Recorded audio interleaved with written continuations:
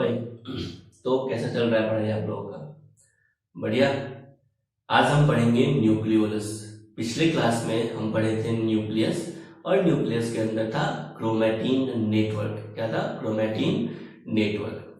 देखो, अगर हम न्यूक्लियस को देखते हैं ना, तो ये है nucleus, double membranous bound cell organelles या कंपोनेंट। तो ये है न्यूक्लियस, है ना, जहाँ पे इनर मेम्ब्रेन और आउटर मेम्ब्रेन फ्यूज करता है, जिसके कारण क्या बन जाता है? यहाँ पे पोर का फॉर्मेशन हो जाता है। किसका फॉर्मेशन हो जाता है भाई? पोर का फॉर्मेशन हो जाता है। इस न्यूक्लियस के अंदर एक स्फेरिकल स्ट्रक्चर होता है। क्या होता है? एक स्फेरिकल स्ट्रक्चर होता है। इसको बोलते हैं न्यूक्लियोलस। क्या कहते हैं? न्यूक्लियोलस। तो न्यूक्लियोलस हेडिंग देना, न्यूक्लियोलस।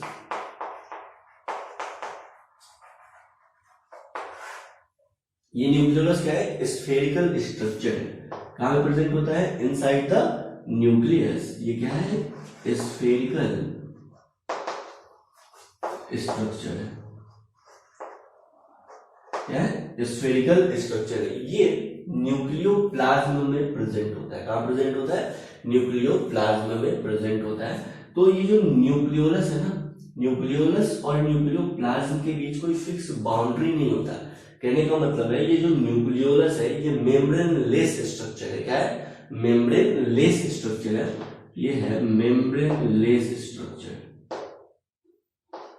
या मेम्ब्रेन लेस स्ट्रक्चर है न्यूक्लियोलस, जो न्यूक्लियस के अंदर प्रेजेंट होता है। देखो भाई, बात को सुनना। अभी तक हम बस 3 मेम्ब्रेन लेस स्ट्रक्चर पढ़ चुके हैं। पहला राइबोसोम्स, दूसरा सेंट्रियोल।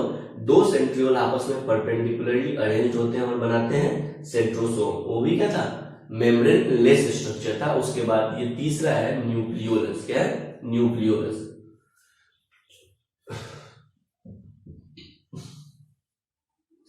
न्यूक्लियोप्लाज्म में क्या?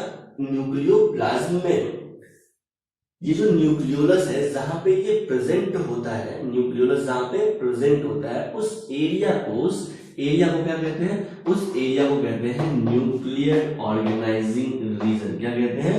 NOR, nucleolar organising region. क्या कहते हैं? Nucleolar organising region. तो ये है न्यूक्लियोलर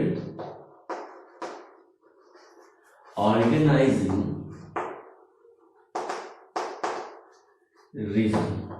न्यूक्लियर और न्यूक्लियोलर ऑर्गेनाइजिंग रीजन। क्या है न्यूक्लियोलर ऑर्गेनाइजिंग रीजन?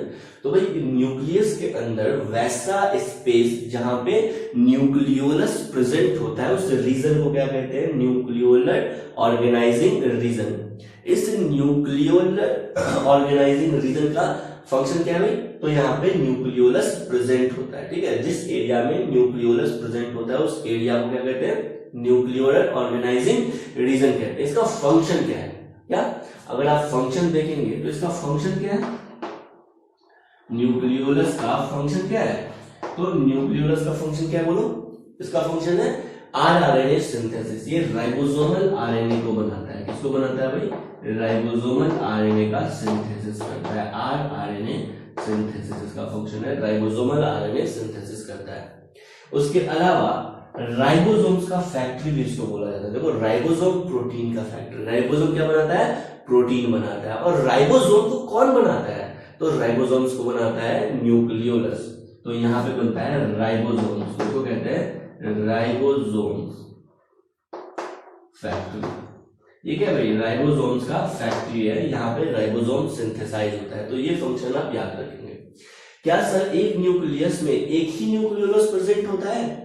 एक न्यूक्लियस में एक ही न्यूक्लियोलस प्रेजेंट होता है? नहीं। अगर सेल एक्टिवली इन्वॉल्व है प्रोटीन सिंथेसिस में, प्रोटीन सिंथेसिस किससे होगा? राइबोसोम से। राइबोसोम का सिंथेसिस कौन करेगा? न्यूक्लियोलस। यानी वैसा सेल जो प्रोटीन सिंथेसिस में एक्टिवली इन्वॉल्व है, यानी वैसा सेल जिसको प्रोटीन का रिक्वायरमेंट है अधिक से अधिक, उस सेल में ये न्यूक्लियोलस या तो बड़ा होगा या न्यूक्लियोलस का नंबर 1 से अधिक होगा। क्या? न्यूक्लियोलस का नंबर 1 से अधिक होगा। मतलब आप समझ गए कि न्यूक्लियोलस 1 से अधिक भी हो सकता है न्यूक्लियस में। वो डिपेंड करता है, क्या डिपेंड करता है? कि सेल एक्टिवली इन्वॉल्व है प्रोटीन सिंथेसिस में या नहीं। अगर एक्टिवली प्रोटीन सिंथेसिस में इन्वॉल्व होगा तो प्रोटीन कौन बनाएगा? बनाएगा राइबोसोम, और राइबोसोम्स को कौन बनाएगा, बनाएगा न्यूक्लियोलस। यानी फैक्ट्री ऑफ राइबोसोम्स कौन है, न्यूक्लियोलस। आरएनए का सिंथेसिस यानी राइबोसोमल आरएनए का सिंथेसिस कौन करता है, न्यूक्लियोलस। क्लियर है। तो ये था पूरा न्यूक्लियोलस का। अब हम पढ़ेंगे क्रोमोसोम। क्या पढ़ेंगे, क्रोमोसोम। तो हेडिंग देंगे नेक्स्ट क्रोमोसोम। नेक्स्ट हेडिंग दीजिएगा क्रोमोसोम।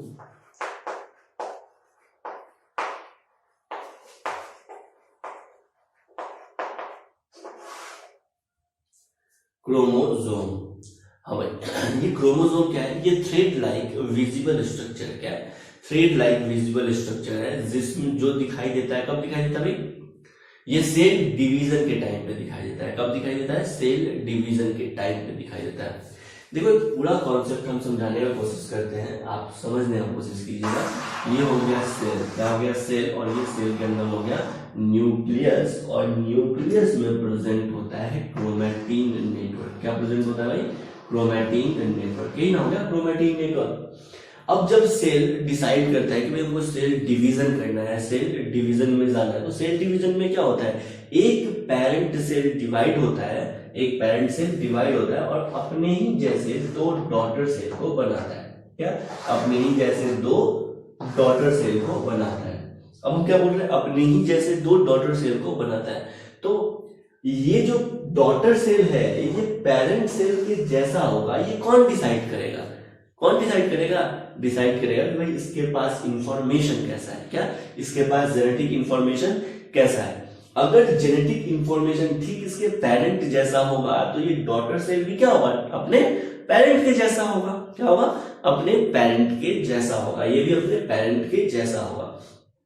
तो क्या, अब बता कि ये जो डॉटर सेल है ये पेरेंट के जैसा हो, इसलिए जरूरी क्या है, इसका जो जेनेटिक इंफॉर्मेशन इसके पास है ठीक वैसा ही जेनेटिक इंफॉर्मेशन इसके पास है, और ठीक वैसा ही जेनेटिक इंफॉर्मेशन इसके पास है।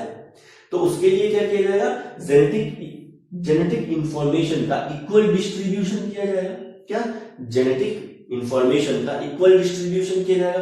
अब आप बताइए, ये धागा वो भी उलझा हुआ धागा है ना, जेनेटिक इंफॉर्मेशन, क्या आप इसको इक्वल डिस्ट्रीब्यूशन कर सकते हैं क्या, इसका नहीं, इसका इक्वल डिस्ट्रीब्यूशन आप नहीं कर सकते। तो सबसे पहले ये जो क्रोमैटिन नेटवर्क है इसको कंडेंस्ड किया जाता है। क्या किया जाता है, कंडेंस्ड किया जाता है। कंडेंस्ड करने के लिए क्या किया जाता है कि इस क्रोमैटिन नेटवर्क को, क्या क्रोमैटिन नेटवर्क को प्रोटीन के पैकेट में फिल कर दिया जाता है। कहाँ, प्रोटीन कंडेंस्ड करके उसको प्रोटीन के पैकेट में फिल कर देंगे तो वो बन जाएगा क्रोमोसोम। ये जो तुमको क्रोमैटिन नेटवर्क कैसा दिख रहा है ना, जब सेल सेल डिवीजन में जाता है तो ये क्रोमैटिन नेटवर्क क्रोमोसोम बन जाता है। क्या बन जाता है, क्रोमोसोम बन जाता है। सब पढ़ेंगे है ना, जब सेल डिवीजन पढ़ेंगे तब कि कब ये क्रोमोसोम बनता है। तो इसका कंडेंसेशन शुरू होता है और ये बन जाता है ऐसे करके क्रोमोसोम। क्या बन जाता है, ऐसे क्रोमोसोम।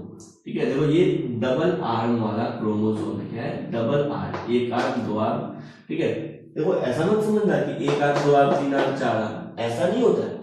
क्रोमोसोम में ये कंप्लीट एक आर्म है और ये कंप्लीट दूसरा आर्म है। समझ में आ गया।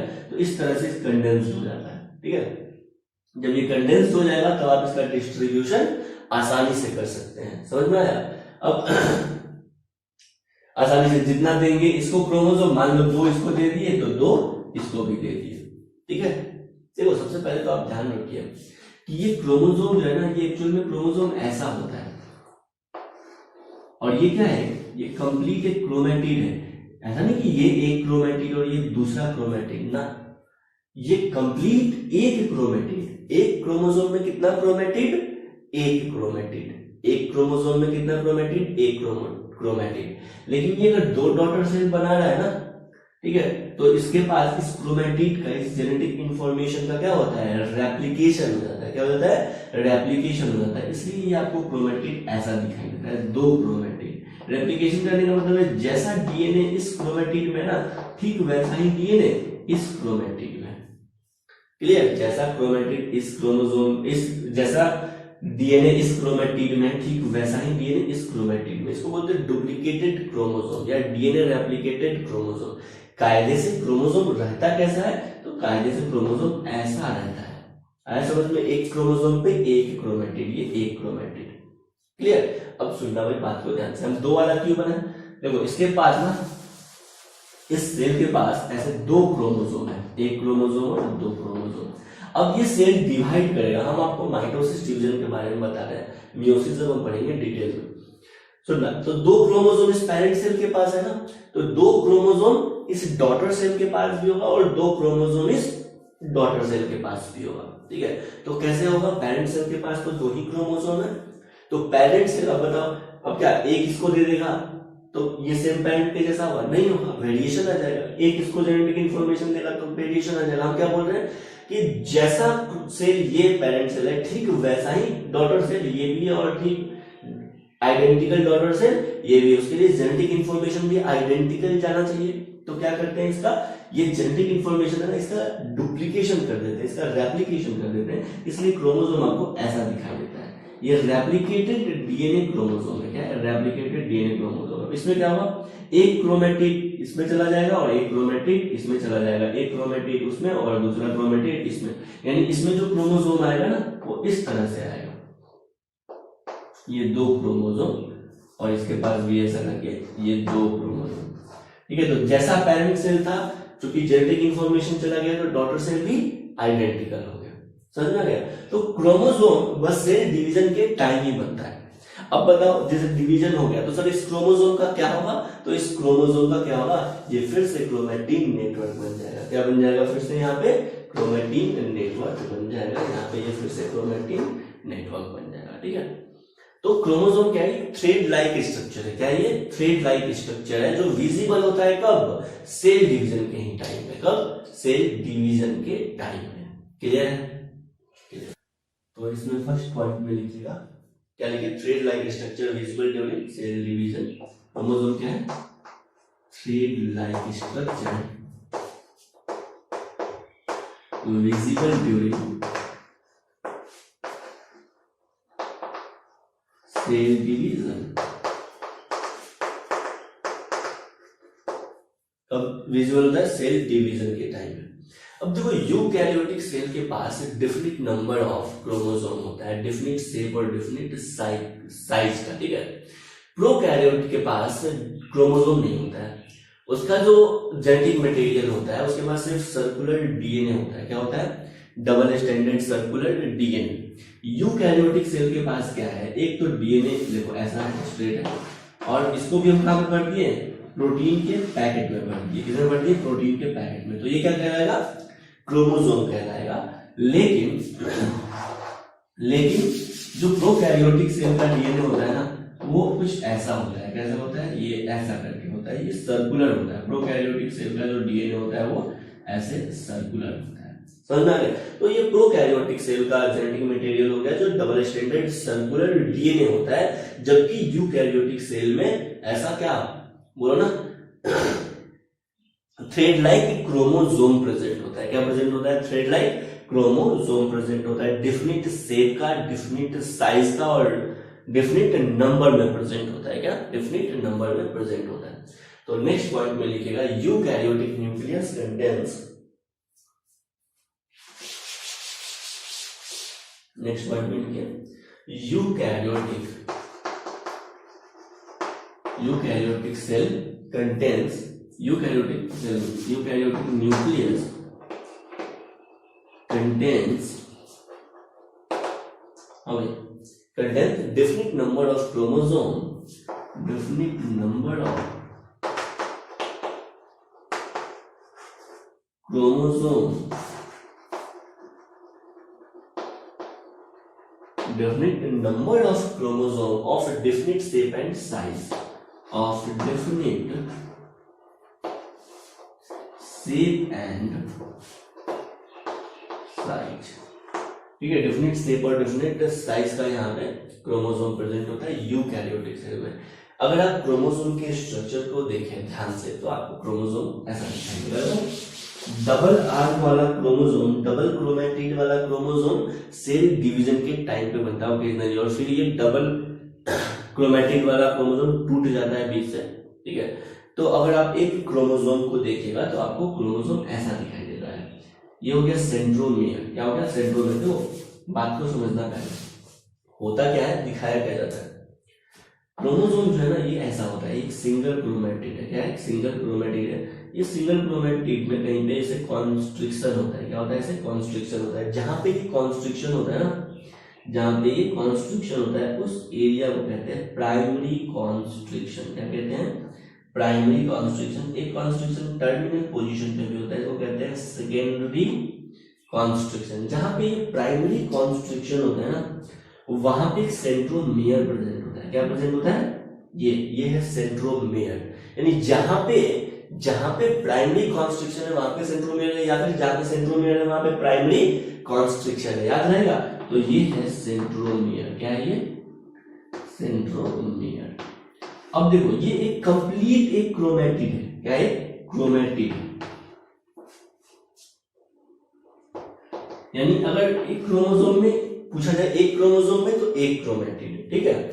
लेकिन अब देखो सेल डिवीजन जब हम पढ़ेंगे तो सेल डिवीजन का अलग अलग स्टेज होता है, प्रोफेज, मेटाफेज, एनाफेज, टीलोफेज, ठीक है।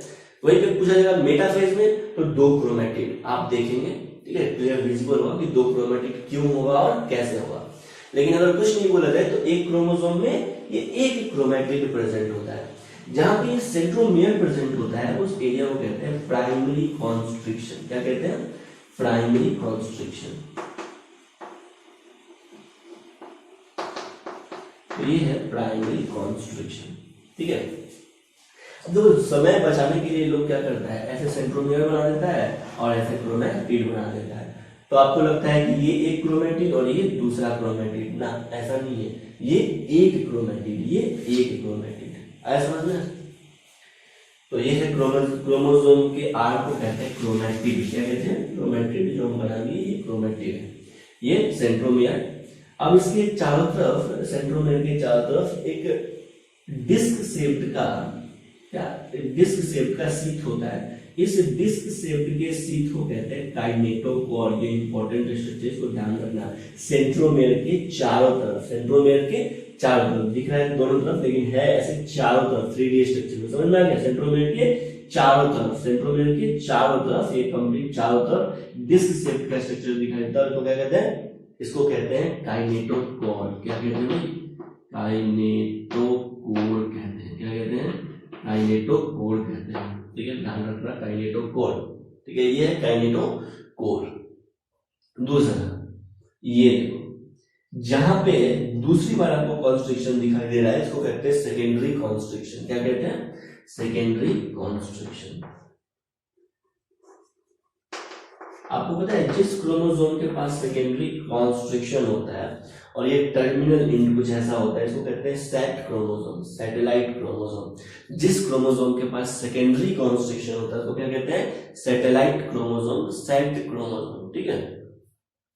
सेट क्रोमोसोम का जो भी कॉन्सेप्ट है वो हायर क्लास में है, लेकिन अपने पास नहीं है। बस आपको याद रखना है कि टर्मिनल पोजीशन पे क्या होता है? सेकेंडरी कॉन्स्ट्रिक्शन होता है। किसी किसी में सेकेंडरी कॉन्स्ट्रिक्शन नहीं भी हो सकता है। क्लियर? दूसरा बात, क्रोमोसोम का, अब बताओ ये छोटा वाला आर्म है ना, ये छोटा क्रोमेटिड है ना, और ये थोड़ा सा बड़ा क्रोमेटिड है। तो क्रोमेटिड तो एक ही है, लेकिन इस क्रोमेटिड में सेंट्रोमियर का एक पार्ट, सेंट्रोमियर के बाद एक पार्ट जो है वो छोटा हो सकता है और दूसरा बड़ा भी हो सकता है, ये बराबर भी हो सकता है, ठीक है। तो जो छोटा होता है ना उसको कहते हैं पी आर्म। क्या कहते हैं? P arm. और जो बड़ा होता है उसको कहते हैं क्यू आर्म। क्या कहते हैं? उसको कहते हैं क्यू आर्म, ठीक है। तो इसके पास दो आर्म होता है, पी आर्म और क्यू आर्म, लॉन्ग आर्म और शॉर्ट आर्म। क्रोमेटिड एक ही होता है। सेंट्रोमियर की एक साइड क्रोमेटिड जो है ना वो क्या है, अगर बड़ा है तो उसको बोलेंगे क्यू आर्म। क्यू आर्म जो होता है ये लॉन्ग आर्म को कहते हैं। क्या कहते हैं भाई? लॉन्ग आर्म को कहते हैं, ठीक है। और पी आर्म जो है वो किसको कहते हैं? ये शॉर्ट आर्म को कहते हैं। किसको कहते हैं? शॉर्ट आर्म को कहते हैं। अब देखो एनसीईआरटी में तो ये sir P arm Q arm नहीं दिया हुआ है, लेकिन एनसीईआरटी में डायग्राम दिया हुआ है, ठीक है, डिफरेंट क्रोमोसोम का, ठीक है। हम पढ़ेंगे कि सेंट्रोमियर के पोजीशन के बेसिस पे, क्या सेंट्रोमियर के पोजीशन के बेसिस पे क्रोमोसोम जो होते हैं वो 4 तरह के होते हैं। कौन कौन से? मेटासेंट्रिक, सबमेटासेंट्रिक, एक्रोसेंट्रिक और टीलोसेंट्रिक। क्या? मेटासेंट्रिक, सबमेटासेंट्रिक, एक्रोसेंट्रिक और टीलोसेंट्रिक, ठीक है। किसके बेसिस पे? किसके बेसिस पे? क्रोमैटिड पे सेंट्रोमेयर के पोजीशन के बेसिस पे क्रोमोसोम 4 तरह के होते हैं, तो वे हम पढ़ेंगे। तो देखो एनसीईआरटी में मेटासेंट्रिक, सब मेटासेंट्रिक, एक्रोसेंट्रिक, टीलोसेंट्रिक का डायग्राम दिया हुआ है, लेकिन पी क्यू आर नहीं बताया हुआ है, लेकिन क्वेश्चन उससे पूछ लिया, अभी 2019 में पूछा गया था, ठीक है। तो ये चीज ध्यान रखेंगे, ये आपके लिए इंपॉर्टेंट है। क्यू आर्म लॉन्ग आर्म होता है और पी आर्म जो होता है वो शॉर्ट आर्म होता है। अब बात है कि सर पूछा क्या गया था? पूछा गया था कि क्रोमोसोम का आर्म रेशियो क्या होगा, क्या क्रोमोसोम का आर्म रेशियो क्या होगा? तो आर्म रेशियो होता है long arm by short arm, यानी क्यू बाई पी, क्या क्यू बाई पी, और आंसर चला गया था क्यू बाई पी। समझ में आ गया? Long arm upon short arm, ठीक है, ये है क्रोमोसोम का आर्म रेशियो, क्या है? Arm ratio. तो ये आंसर चला गया था आर्म रेशियो, तो ध्यान में रखना आर्म रेशियो क्रोमोसोम का। चलिए नेक्स्ट हेडिंग दीजिए, types of chromosome.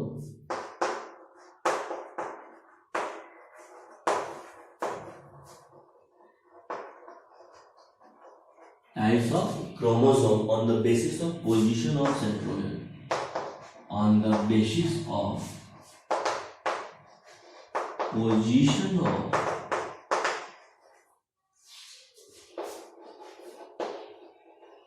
Centromere, centromere के पोजीशन के बेसिस पे जो क्रोमोसोम होते हैं वो 4 तरह के होते हैं। एक होता है मेटासेंट्रिक, दूसरा होता है सब मेटासेंट्रिक,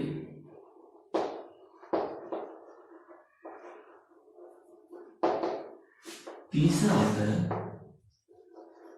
एक्रोसेंट्रिक, और चौथा होता है टीलोसेंट्रिक। टीलोसेंट्रिक ध्यान में रखेंगे। देखो अगर सेंट्रोमेयर, क्या मान लेते हैं कि ये है क्रोमैटिड, क्या है? क्रोमैटिड, ठीक है। अगर क्रोमैटिड पे सेंट्रोमेयर एकदम सेंटर पे प्रेजेंट होगा, क्या एकदम सेंटर पे प्रेजेंट होगा, यानी दोनों आर्म जो है ना, दोनों आप दोनों तो बोल नहीं सकते, यानी एक क्रोमैटिड पे अगर सेंटर पे, क्रोमैटिड के अगर सेंटर पे प्रेजेंट होगा सेंट्रोमेयर, क्रोमैटिड के अगर सेंटर में प्रेजेंट होगा, क्या बोलो ना, क्रोमैटिड के अगर सेंटर पे प्रेजेंट होगा सेंट्रोमेयर, तो इसको कहेंगे मेटासेंट्रिक क्रोमोसोम। क्या कहेंगे? मेटासेंट्रिक क्रोमोसोम, ठीक है। अगर आप मेटासेंट्रिक देखिएगा, अगर सेंटर में प्रेजेंट होगा और इस सेंटर में प्रेजेंट होगा, इससे आप अल्फाबेट्स बनाने का कोशिश कीजिएगा, तो क्या होगा? ये वी शेप्ड का आएगा। किस शेप्ड का आएगा भाई? वी शेप्ड का आएगा। तो ये भी क्वेश्चन पूछ लिया जाता है, मेटासेंट्रिक क्रोमोसोम का शेप क्या होगा? क्या होगा? मेटासेंट्रिक क्रोमोसोम का शेप क्या होगा? क्या होगा? वी शेप होगा। क्या होगा भाई? V shape. क्लियर? सब मेटासेंट्रिक पे आते हैं। तो सब मेटासेंट्रिक में क्या होता है कि ये है क्रोमोसोम, क्या है? क्रोमोसोम का ये क्रोमैटिड, क्या है? क्रोमैटिड। अगर सेंटर से, क्या सेंटर से थोड़ा सा नीचे या थोड़ा सा ऊपर प्रेजेंट होगा, यानी सेंटर से थोड़ा सा नीचे या थोड़ा सा ऊपर प्रेजेंट होगा, तो उसको क्या कहेंगे? सब मेटासेंट्रिक। जैसे मान लो ये है सेंटर, तो इस सेंटर पे ना रह के सेंटर से थोड़ा सा नीचे अगर ये प्रेजेंट होता है, तब इसको कहते हैं सब मेटासेंट्रिक क्रोमोसोम। क्या कहते हैं? सब मेटासेंट्रिक क्रोमोसोम। सेंटर से थोड़ा सा डेविएट कर जाएगा, तो इसको क्या कहेंगे? सब मेटासेंट्रिक क्रोमोसोम। अगर आप इसका शेप बनाइएगा तो ये कुछ ऐसा आएगा, ये यहाँ पे और ये हो गया सेंट्रो में और ये थोड़ा सा इधर, यानी कैसा आ गया? ये एल शेप आ गया। क्या? L shape. आपसे क्वेश्चन पूछ लीजिएगा एल शेप क्रोमोसोम क्या है? सब मेटासेंट्रिक क्रोमोसोम है। तीसरा होता है एक्रोसेंट्रिक क्रोमोसोम। क्या होता है? Acrocentric chromosome. एक्रोसेंट्रिक क्रोमोसोम में क्या होता है? ये है क्रोमैटिड। क्या है ये? क्रोमैटिड। क्रोमैटिड के टर्मिनल पोजीशन के पास, क्रोमैटिड के टर्मिनल पोजीशन के पास, क्रोमैटिड और ये क्रोमैटिड के टर्मिनल पोजीशन के पास अगर प्रेजेंट होता है क्या? सेंट्रोमेयर, तो इसको कहते हैं, बोलो ना, क्या कहते हैं? एक्रोसेंट्रिक क्रोमोसोम कहते हैं। और ये होता है जे शेप्ड। कैसा होता है भाई? ये होता है ऐसे जे शेप्ड, ठीक है, जे शेप्ड होता है। और टीलोसेंट्रिक क्रोमोसोम क्या होता है? तो टीलोसेंट्रिक क्रोमोसोम में क्या, टीलोसेंट्रिक क्रोमोसोम में क्या, टीलोसेंट्रिक क्रोमोसोम में ये हो गया क्रोमैटिड, क्या हो गया, क्रोमैटिड। और इस क्रोमैटिड के एकदम टर्मिनल पोजीशन पे, क्या एकदम टर्मिनल पोजीशन पे, चाहे तो यहां चाहे तो यहां, इस टर्मिनल पोजीशन पे, एकदम टर्मिनल पोजीशन पे क्या प्रेजेंट होगा, सेंट्रोमियर प्रेजेंट होगा। क्या प्रेजेंट होगा, टर्मिनल पोजीशन पे सेंट्रोमियर प्रेजेंट होगा। तो इसको कहते हैं टीलोसेंट्रिक क्रोमोसोम। और टीलोसेंट्रिक क्रोमोसोम का क्या, टीलोसेंट्रिक क्रोमोसोम का शेप कैसा हो जाएगा, आई शेप्ड हो जाएगा। क्या हो जाएगा भाई, आई शेप्ड क्रोमोसोम। तो ये शेप से भी क्वेश्चन पूछ लिया जाता है। यहाँ पे आर्म रेशियो बहुत इंपॉर्टेंट है। पिछले बार क्या पूछा था, क्वेश्चन पूछा गया था आर्म रेशियो क्या है, क्या आर्म रेशियो क्या है। तो आर्म रेशियो क्या होता है भाई क्रोमोसोम का, बताओ अभी बताओ क्या होता है आर्म रेशियो। तो आर्म रेशियो होता है long arm upon short arm. Short arm क्या होता है, लॉन्ग आर्म बोलते हैं किसको, क्रोमैटिड के लॉन्ग आर्म को क्या कहते हैं क्यू, क्या कहते हैं क्यू। और शॉर्ट आर्म को क्या कहते हैं पी, यानी आंसर चला गया क्यू बाई पी। अब आपसे क्वेश्चन पूछ सकता है मैक्सिमम आर्म रेशियो किसका होगा, क्या मैक्सिमम आर्म रेशियो किसका होगा। क्या क्वेश्चन पूछा जाएगा, मैक्सिमम आर्म रेशियो किसका होगा। आप बताइए मैक्सिमम आर्म रेशियो किसका होगा, हाँ भाई मैक्सिमम आर्म रेशियो किसका होगा, मैक्सिमम आर्म रेशियो किसका होगा। तो मैक्सिमम आर्म रेशियो किसका होगा, देखो मान लेते हैं ये जो क्रोमैटिड है ना, क्या ये जो क्रोमैटिड है ये 12 सेंटीमीटर का है। किसका है भाई, 12 सेंटीमीटर का है, ठीक है मान लेते हैं, बस इमेजिनरी है ना, 12 सेंटीमीटर बहुत ज्यादा हो गया लेकिन मान लेते हैं कितना, 12। तो 12 का अगर है तो 6 इधर और 6 इधर, 6 इधर 6 इधर, यानी मेटासेंट्रिक आर्म रेशियो क्या आ गया, 1 आ गया। क्या आ गया, 1 आ गया। चलो सब मेटासेंट्रिक का आर्म रेशियो क्या आ जाएगा, मान लेते हैं 12 है ना, तो इधर कर देते हैं 8 और इधर कर देते हैं 4। बोलो भाई, तो आर्म रेशियो का कितना आ गया, बोलो ना, ये 4 है और ये क्या है 8 है। तो आर्म रेशियो कितना आ जाएगा, तो आर्म रेशियो आ गया 2, इतना भी नहीं पता। चलो ये 12 है, क्या ये 12, तो 12 है, तो 12 अगर ये है तो इसको कर दो 9 बड़ा वाला, और ये छोटा कर दो 3। क्या कर देते हैं, इसको 3 कर देते हैं। या फिर ये 10 है तो इसको 2 कर दो, ज्यादा बढ़िया है। अगर ये 10 है बड़ा वाला, तो छोटा वाला एग्रोसेंट्रिक का जो पी है आर्म, जो शॉर्ट आर्म है उसका सेंटीमीटर कर दो 2। क्या कर दो भाई 2, तो इसका कितना हो जाएगा 5 हो जाएगा 5।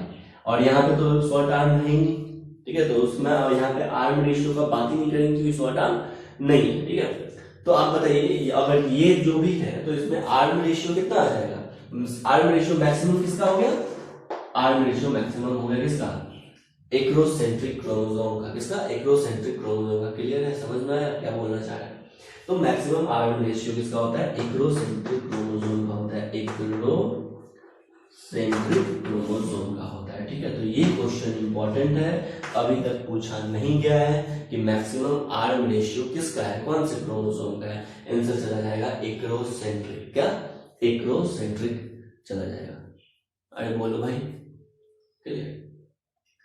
क्रोमोसोम अपना यहाँ पे खत्म होता है। अब हम पढ़ेंगे cell envelope and its modification. Bacteria के सेल इन्वेलप का बात होगा, ठीक है, क्योंकि यूकैरियोटिक का तो हम देख चुके हैं।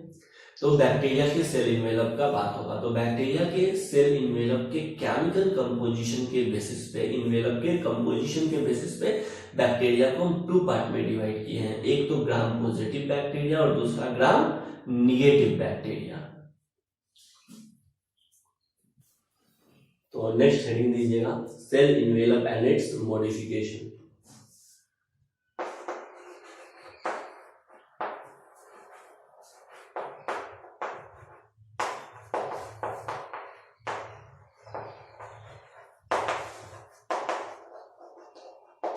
और किसमें देखेंगे, बैक्टीरिया में देखेंगे। किसमें देखना है, बैक्टीरिया में देखना। क्लियर।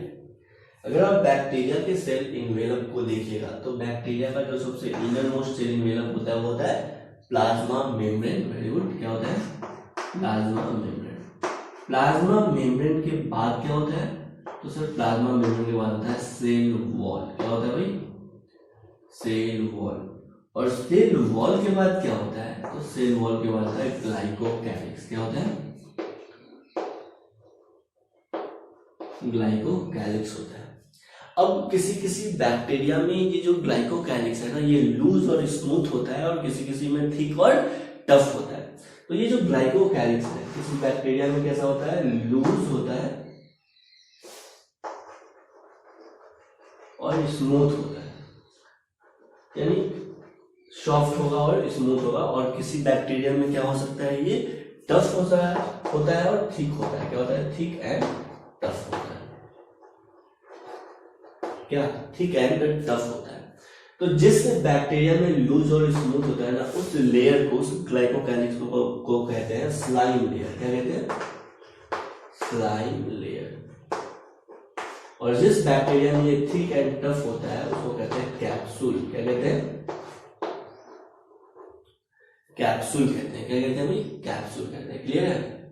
ये कंप्लीट क्या बनाया? सेल इन्वेलप बनाया। क्या? प्रोटेक्टिव यूनिट बनाया, ये सेल इन्वेलप बनाया। अब इसी सेल इन्वेलप के केमिकल कंपोजिशन के बेसिस पे, मेनली सेल वॉल के केमिकल कंपोजिशन के बेसिस पे बैक्टीरिया को हम दो पार्ट में डिवाइड करेंगे।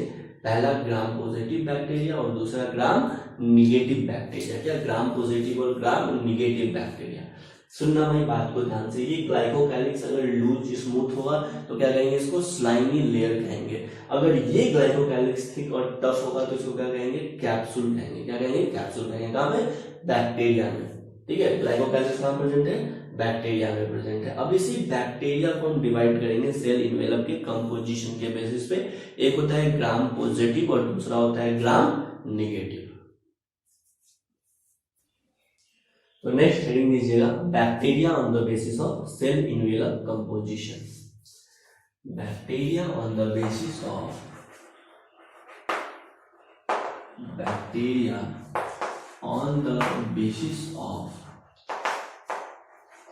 Cell envelope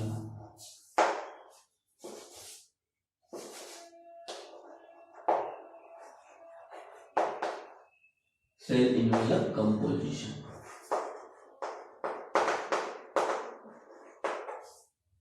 cell envelope composition के बेसिस पर बैक्टीरिया दो तरह का होता है।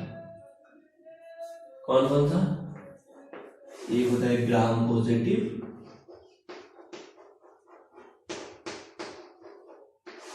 और दूसरा होता है ग्राम निगेटिव।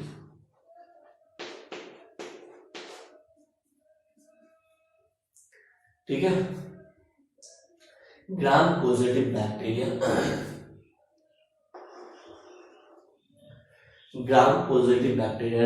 ये कलर होता है। देखो ग्राम पॉजिटिव बैक्टीरिया क्या होता है, हम इसको ग्राम स्टेनिंग कलर से, वो पर्पल कलर का, ब्लू कलर का ग्राम स्टेनिंग कलर होता है। ठीक है?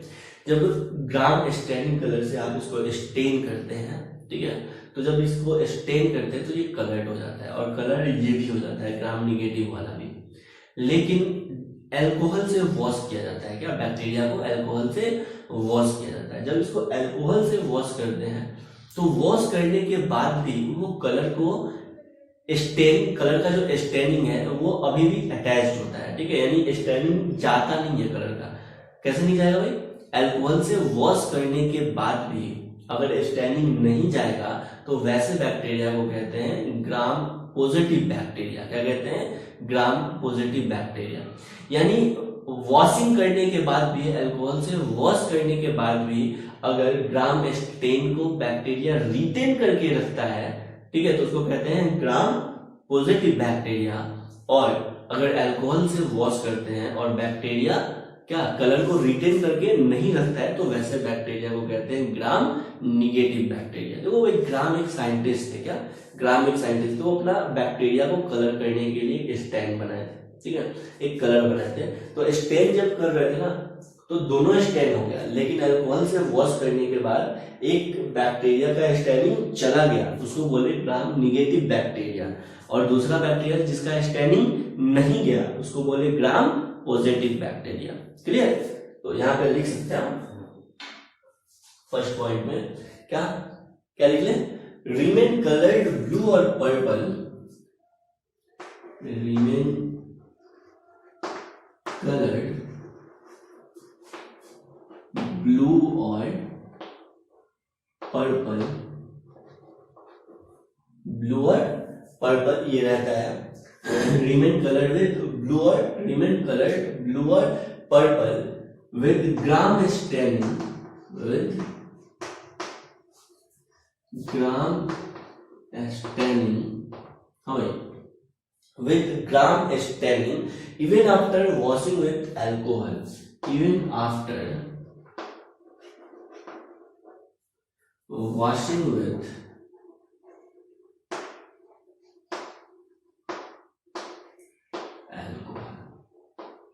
अल्कोहल से वॉश करने के बाद भी इसका कलर नहीं गया, ठीक है, ग्राम स्टेन का, तो उसको क्या कहेंगे, ग्राम पॉजिटिव बैक्टीरिया।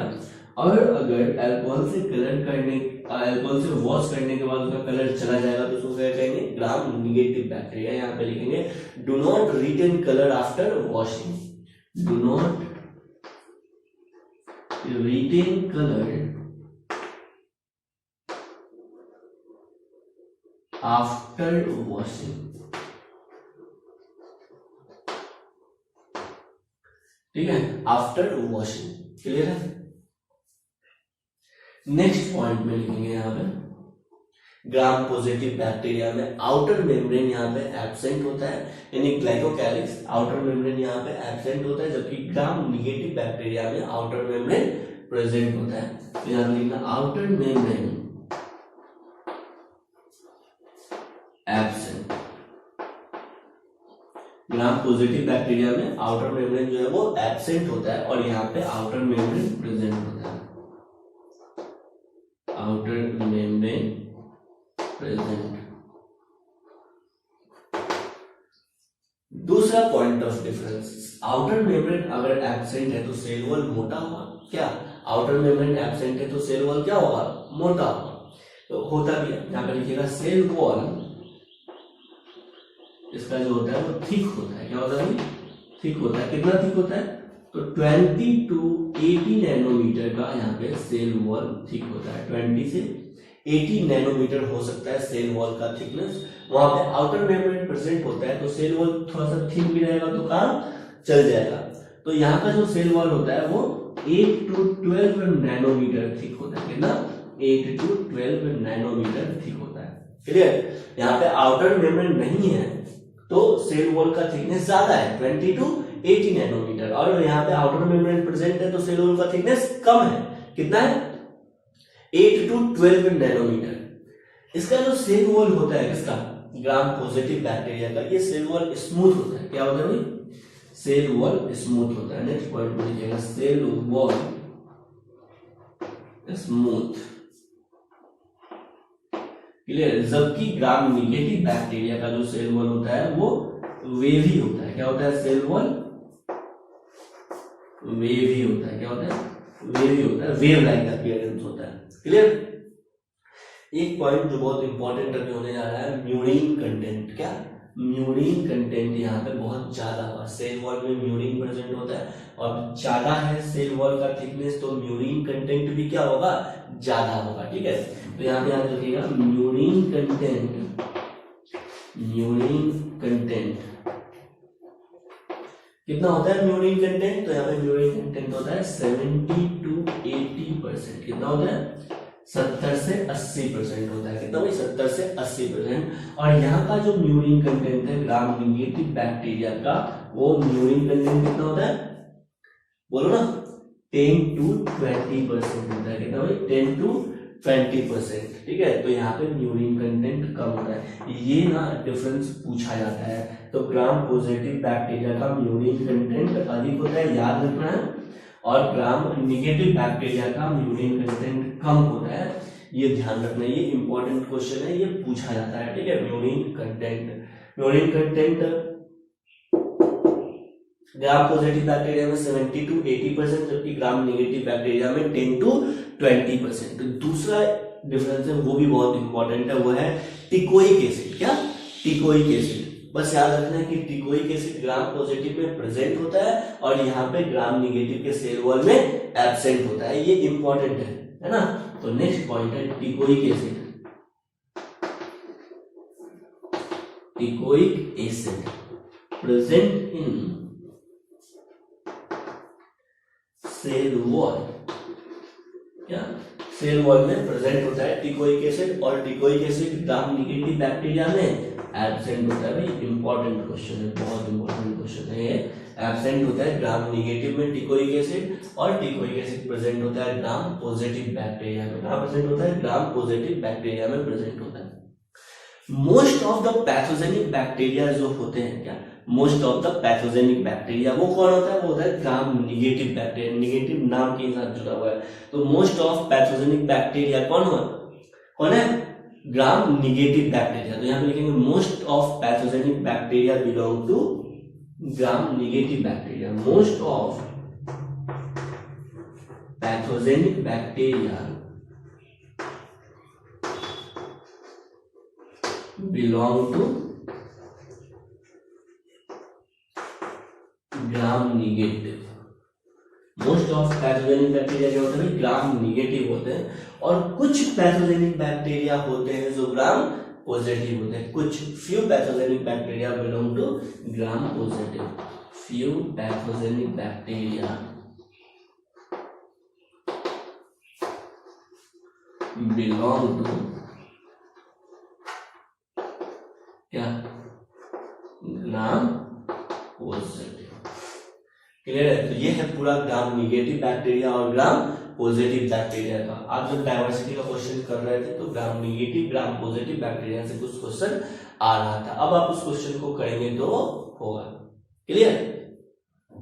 चलिए, तो ये है पूरा ग्राम निगेटिव और ग्राम पॉजिटिव बैक्टीरिया के बारे में।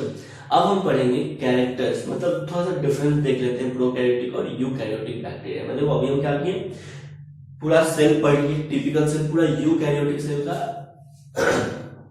एक एक सेल ऑर्गेनेल्स पढ़ लिए, कैरेक्टर पढ़ लिए, उसका फंक्शन पढ़ लिए। अब हम क्या पढ़ेंगे? अब मेरे पास पूरा कंटेंट तैयार है। अब हम पढ़ेंगे कि भाई प्रोकैरियोटिक सेल यूकैरियोटिक सेल से किस मामले में अलग है। समझ में आ गया? आपको प्रोकैरियोटिक सेल के बारे में पता है, यूकैरियोटिक सेल के बारे में पता है। अब हम देख लेंगे कि डिफरेंस क्या क्या है, कौन कौन से मेन कैरेक्टर्स में डिफरेंस होता है प्रोकैरियोटिक सेल और यूकैरियोटिक सेल में। तो हेडिंग देंगे difference between prokaryotic cell and eukaryotic cell. तो हेडिंग दीजिएगा difference between prokaryotic cell and eukaryotic cell. तो इसके लिए हम 3 कॉलम बनाएंगे। जो पहला कॉलम होगा वो कैरेक्टर्स का होगा, कौन कौन से कैरेक्टर्स में अलग होता है प्रोकैरियोटिक और यूकैरियोटिक से। दूसरा कॉलम जो होगा वो होगा प्रोकैरियोटिक सेल का,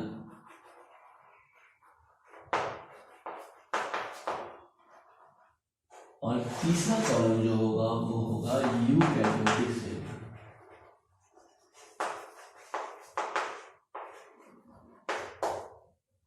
यूकैरियोटिक सेल का सबसे पहला पॉइंट ऑफ डिफरेंस, सबसे पहला कैरेक्टर हम देखते हैं क्या?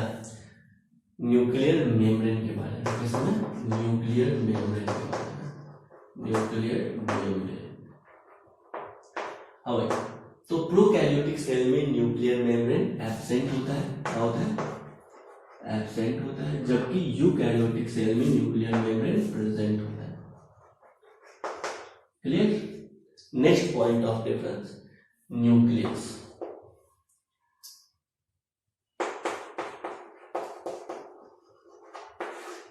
न्यूक्लियस, हाँ भाई, यहां पे इंसिपिएंट न्यूक्लियस पाया जाता है। क्या? इंसिपिएंट न्यूक्लियस पाया जाता है। न्यूक्लियस क्या है? तो न्यूक्लियस एक ऑर्गेनाइज्ड रीजन है, मेम्ब्रेन बाउंड सेल स्ट्रक्चर है, जिसके अंदर क्या जेनेटिक मटेरियल प्रेजेंट होता है। तो प्रोकैरियोटिक में न्यूक्लियर मेम्ब्रेन तो है नहीं, है ना, लेकिन जेनेटिक मटेरियल प्रेजेंट है। तो न्यूक्लियर मेम्ब्रेन एब्सेंट है लेकिन जेनेटिक मटेरियल प्रेजेंट है प्रोकैरियोटिक सेल में। तो जहां पे जेनेटिक मटेरियल प्रेजेंट होगा उस एरिया को न्यूक्लियस तो नहीं कह सकते हैं, लेकिन न्यूक्लियोइड कह सकते हैं, या इंसिपिएंट न्यूक्लियस कह सकते हैं। क्या?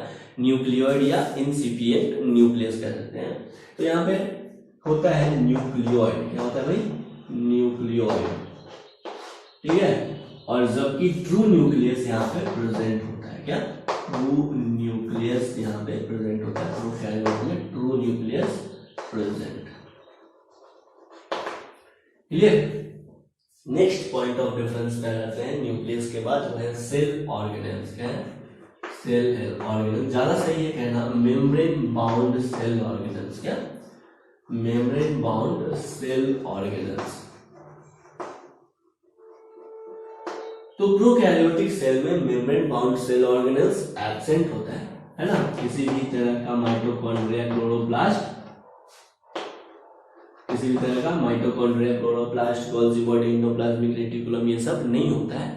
लेकिन यूकैरियोटिक सेल में membrane bound cell organelles present होता है, तो यहाँ पे लिख देंगे प्रेजेंट। आप लिख सकते हैं Golgi body, endoplasmic reticulum, lysosome, ये सब यहाँ पे प्रेजेंट होता है, वैक्यूल प्रेजेंट होता है। लेकिन प्रोकैरियोट में ये प्रेजेंट नहीं होता है। दूसरा पॉइंट ऑफ डिफरेंस आता है, मतलब नेक्स्ट पॉइंट ऑफ डिफरेंस आता है, वो है राइबोसोम्स। क्या भाई? राइबोसोम्स। तो प्रोकैरियोटिक सेल में जो राइबोसोम्स होते हैं वो 70S टाइप का राइबोसोम होता है, जबकि यूकैरियोटिक सेल में 80S टाइप का राइबोसोम होता है। कैसा? 80S टाइप का राइबोसोम होता है। नेक्स्ट पॉइंट ऑफ डिफरेंस आता है सेल वॉल। क्या? Cell wall. हाँ, तो प्रोकैरियोटिक सेल में जो सेल वॉल होता है वो पेप्टिडोग्लाइकेन, म्यूरामिक एसिड और म्यूकोपेप्टाइड का बना होता है। किसका? पेप्टिडोग्लाइकेन, म्यूरामिक एसिड और पेप्टिडोग्लाइकेंस का बना होता है। किसका? पेप्टिडोग्लाइकेन, म्यूरामिक एसिड और म्यूकोपेप्टाइड का बना होता है। तो यहाँ पे लिख सकते हैं made up of peptidoglycan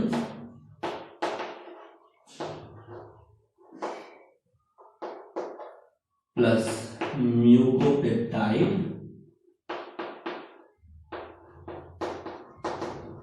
plus muramic acid. क्या? Muramic acid.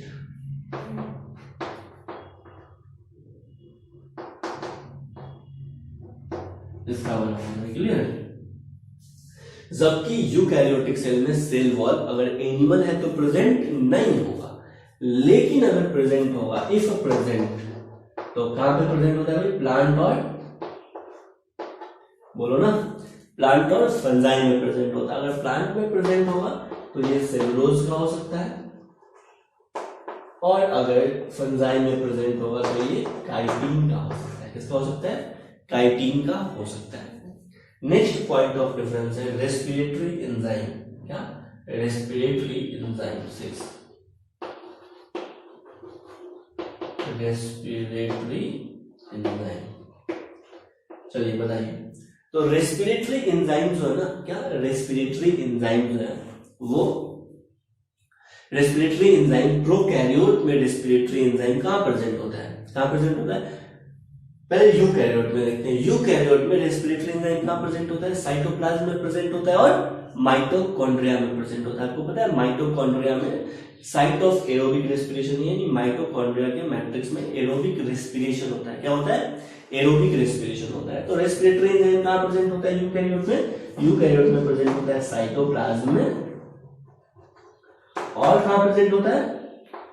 माइटोकॉन्ड्रिया में। कहां भाई? माइटोकॉन्ड्रिया में। लेकिन प्रोकैरियोटिक सेल में सिर्फ माइटोकॉन्ड्रिया तो है नहीं, तो इसका रेस्पिरेटरी एंजाइम कहां प्रेजेंट होता है? कहां प्रेजेंट होता है? मीसोजोम में प्रेजेंट होता है। कहां प्रेजेंट होता है? मीसोजोम में। जो माइटोकॉन्ड्रिया है ना, तो माइटोकॉन्ड्रिया के जैसा फंक्शन करता है कौन? मीसोजोम। कौन करता है? मीसोजोम। देखिए ये है बैक्टीरिया का प्लाज्मा मेम्ब्रेन। क्या है? बैक्टीरिया का प्लाज्मा मेम्ब्रेन। ये बैक्टीरिया का सेल वॉल, ये है बैक्टीरिया का ग्लाइकोकाइनेस। सही ना है?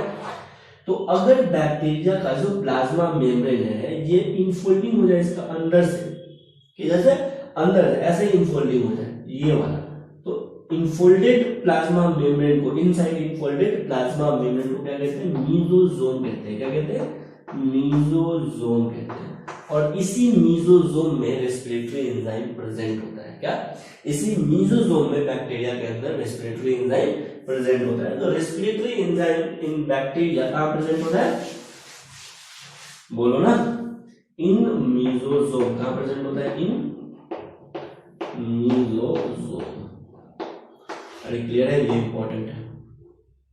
दूसरा ये इंपॉर्टेंट है कि भाई बैक्टीरिया में माइटोकॉन्ड्रिया का एनालोगस क्या होता है, आंसर जाता है मीसोसोम। क्या होता है भाई, mesosome. Next point of difference में हम आ जाते हैं, वो है क्रोमोसोम। क्या भाई, क्रोमोसोम,